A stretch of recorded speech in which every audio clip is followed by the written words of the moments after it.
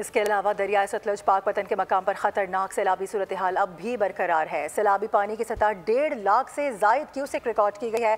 80 kilometre की दरियाए belt पर हर जानिब तबाही के मनाजिर हैं। कई घर डूब चुके हैं। अब तक 10,000 से जायद लोगों को रेस्क्यू भी किया जा चुका है। मुतासरीन के 1800 से जायद मवेशी भी जिंदा बचा लिए गए हैं। सैलाब मुतासरीन ग़िज़ाई क़िल्लत का शिकार हैं। मवेशियों का चारा वहाँ पर नहीं है।